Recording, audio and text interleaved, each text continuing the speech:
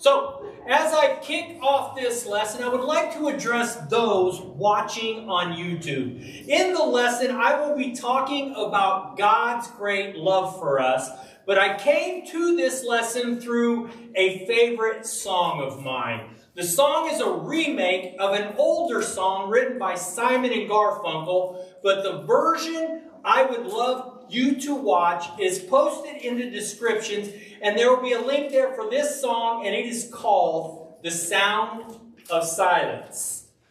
I would love for you to pause the video and go to the link and watch the video, then come back and I will talk about why this song moves me so much. Well, everyone, I hope you enjoyed the song. Now, I do want to say I picked this version of this song when I saw the video for a reason. So I want to tell you, Simon and Garfunkel wrote this song about what they saw in the late 60s and how humanity was dealing with each other. They saw the world was becoming more and more isolated, and the song symbolized a profound sense of loneliness and the inability to communicate effectively with others. That people were losing the ability to connect, interact, and to love one another. I will be honest, I don't get that feeling when I hear the older version from Simon and Garfunkel, as it comes off more folksy and even a little slightly upbeat. But the Disturbed version, I feel so much emotion in this separation throughout the entire song. Now, I want to dissect the song just a bit. But I want to use how we can feel at times about our faith. Then give you my response to that after. The first thing in the video itself is the video starts and it seems that the sound is not working. There is actual silence. This is where we at times feel our faith isn't when we have called out to God, so to speak, and we have prayed. We have done the things we are supposed to do, and then we push play, we ask God, or maybe we tell God, and there is nothing but silence. Right off the bat, we are thrown into this world of doubt, confusion. Like, I am doing this stuff, right? Why aren't you responding? And we can't start even questioning God himself in this. Then, as we sit in the place of uncertainty, the first line drops. You know, the meme we have seen and had no real idea where it truly came from. Hello, darkness, my old friend. But the rest of the stanza shows how most of us tend to be when doubt is there. These negative thoughts that maybe we are alone. Or worse yet, God just plain doesn't see or hear me. I'm just not that important to him. Thoughts grow in your head and you just can't put these negative thoughts aside, and they grow and they grow and they start to fester. You start to see God as silent to you. So you start to become silent to him. The second stanza starts off where your faith feels, in restless dreams I walk alone. You feel God has somehow forsaken you. You may in this time even start to question your faith. Was it real? Was it ever real? Up to this point in the song, it has been fairly subdued, as we tend not to discuss outwardly our issue that we feel when it comes to our faith and talking to or hearing from God. But the third stanza, David Tremaine, the lead singer of Disturbed, starts to crank up his vocals. And I think the focus goes on from how we feel God is treating us to how we see others treating us. I see the world today. This song was written in 1966. How can that be? The only explanation to me is this. The problems may have been different, but issues are still the same. In 1966, people felt isolated from one another due to things around them. In 2025, we still feel this isolation, but for a lot of us, it is very different than 1966. The 1966 version to me feels like a lot of the songs back then, an anti-war song. It was a clash more of the younger generation at the time against the culture of the older generation then. Right or wrong, they just could not come together, and a lot of unrest came from that. We still have the differences in the generations and politically today, but I don't see that as what has thrown us into this world of silence that we live in now. The thing I see that has caused so much of the division is the instruments thought to bring us that were supposed to bring us together. Technology. The lines in the song, people talking without speaking, people hearing without listening, people writing songs never shared and no one dared.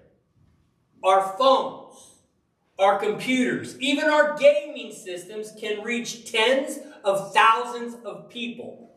But in reality, we are isolated while doing it. Let me explain a bit.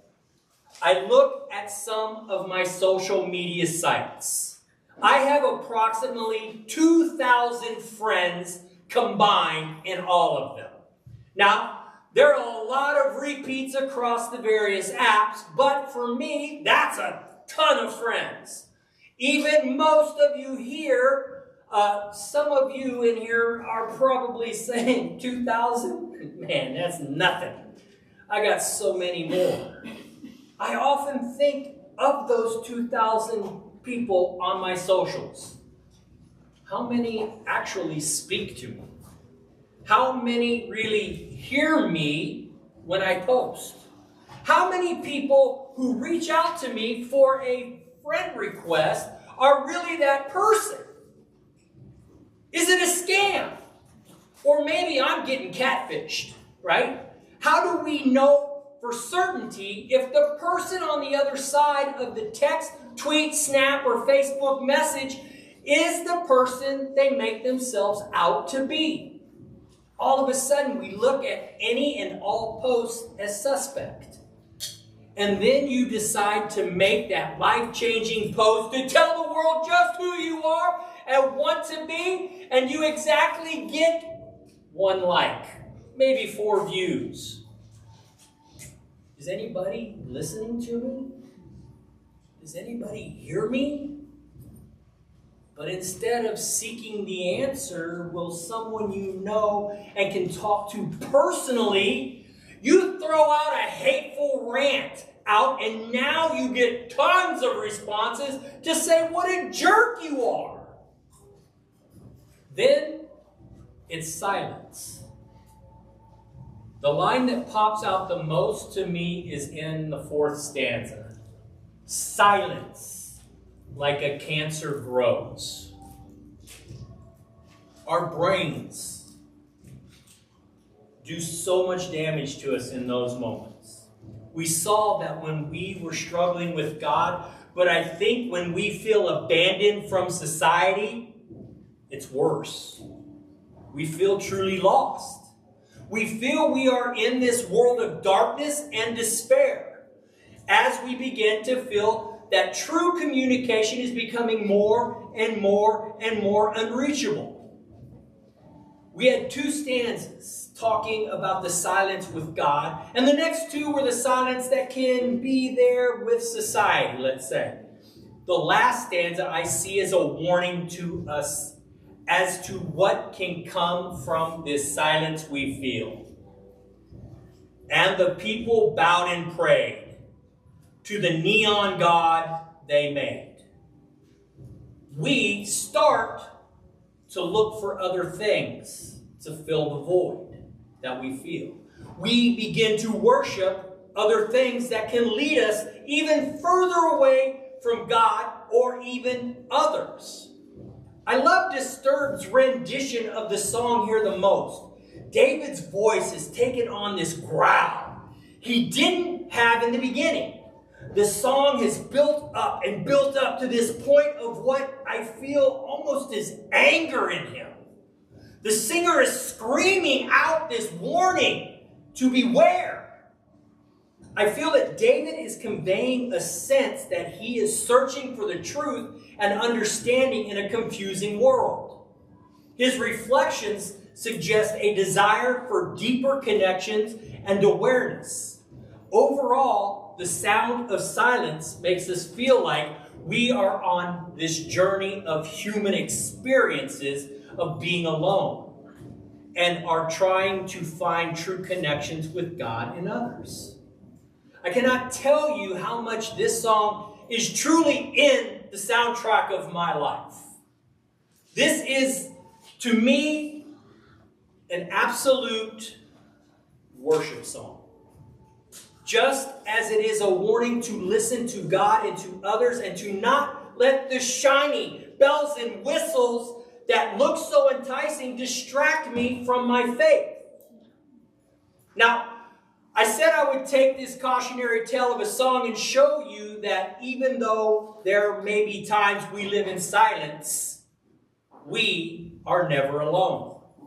In John 15, 9 through 11, we get a glimpse of Jesus' love for us. And it says, "As the Father has loved me, so have I loved you. Now remain in my love. If you keep my commands, you will remain in my love, just as I have kept my Father's commands and remain in his love. I have told you this so that my joy may be in you, and that your joy may be complete." This is very reassuring to me, and I hope to you.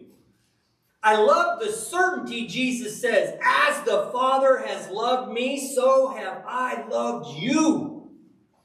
Is there someone in your life you know 100% loves you?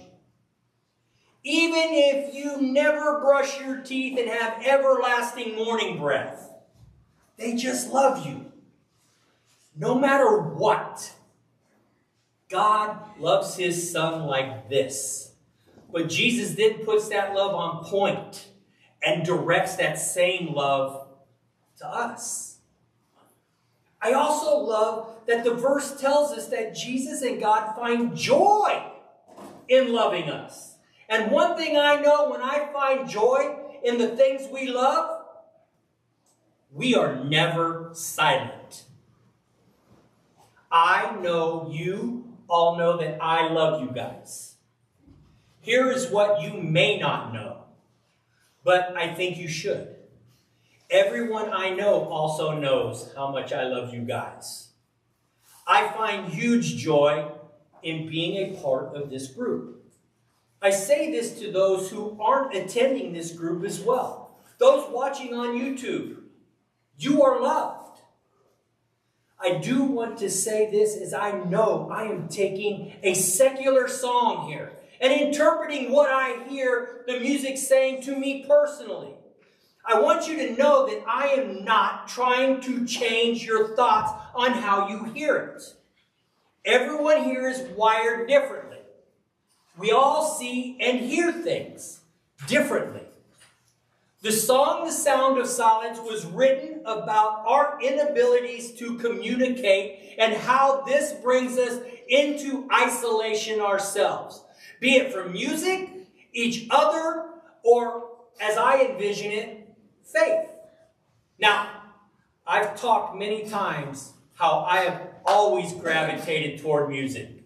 But as the youth in my youth group can attest to, I have zero talent at playing or even singing music at all. But I still love it. You, on the other hand, may not as much love it when I try to sing. And that's okay. Music may not be a huge outlet for you, but I know for everyone you have something that does pique your interest. Be it movies, books, video games, sports, school, breakdancing, making sure you're still awake here. But there is something that is amazing to you personally. Let me ask you this. Do you tell others about that thing? That thing that you find amazing. That thing that you love. The Bible is the huge, thick book that is dedicated to God's love for you. We hear all these stories throughout the Bible of guys like Jonah and Joseph and gals like Esther and Ruth. And we definitely hear a lot about Jesus. But the Bible is a long love letter to you from God. Do you hear that when you read it? I want to read Ephesians 3:16 through 19 to you. I pray that out of his glorious riches he may strengthen you with power through his Spirit in your inner being, so that Christ may dwell in your hearts through faith. And I pray that you, being rooted and established in love, may have power, together with all the Lord's holy people, to grasp how wide and long and high and deep is the love of Christ. And I know this love that surpasses knowledge, that you may be filled to the measure of all the fullness of God. In this verse, we not only see God's love for you, full stop. Paul, the writer of this, wants you to see him in the things you really love. He wants you to see him in the things you think are okay. And he wants you to see him in the things you may not think that highly of. Everything God has done and created is for you out of love. When you understand that, you can experience the fullness of God and his love. Do you see that? Do you see God is everything? Do you hear God in everything? Do you take for granted all that you have and tend to think, I got this myself? Do you see God as this grand wizard to fulfill your wishes? Or do you know that God was, is, and forever shall be the greatest advocate for you? If we see God as this advocate who loves us more than we can understand, wants us to be with him for eternity, so much so that he sent his Son to be the sacrifice for us, to take away all our sins, shedding his blood to make us white as snow. When you hear that, doesn't that give you great joy? It's funny, or maybe it's not, how we can take for granted some of the things around us that we love. Insert that thing here. Because we have so much access to it. But we pitch a fit when that thing can't be attained when we want it. Like, I want the Patriots to win the Super Bowl again. Guess what? It ain't happening anytime soon. They stink. It may not even happen again in my lifetime. Does that mean I should stop following them and loving them because they're my favorite team? I hear you. Hey, okay, let's put that one aside. Hey, I would love a slice of pizza right now. But alas, I cannot. Should I just never, ever eat pizza again because I was let down in this moment? No. We hold firm to our favorite things. because we love them. To see God in everything, you must open yourself up to that. Especially start in those things you love already. And yes, you can see God in a video game. Sometimes you may just have to look a little harder. But seek Him out. Do not be afraid to reach out to God. Tell Him your problems. Ask Him for help. Thank Him for the stuff He has already done for you. And pray for the things you still may want. Because He is listening to you. But be perfectly clear. God is speaking to you. Maybe not like you hear my voice speaking to you now. Or maybe it might be. Maybe it's more of a feeling of guilt or apprehension for things we have done or about to do. Or even the hope and joy we have for things we have done or we're getting ready to do as well. God, I'm sure, is speaking in all those circumstances. Are you listening? Conversation and relationships are two-way streets. If you refuse to listen or you refuse to talk to God, how do you build that relationship? If you decide to go about your business without God being a part of it, I truly believe that you are living in the true sound of silence. Open yourself up to hearing and seeing God. Know just how much God cherishes you, wants you to be with Him forever. Like, that's crazy when we think about that. Someone wants my annoying, loud, over-the-top antics to be with Him forever. And I want to take you with me. Man, I love that. Because I know I'm annoying. I know I'm loud. But God still loves me. I love God. And when we come to that realization, you will never again walk in the sound of silence. You, my friends, will be walking on sunshine. S-O-N, sunshine.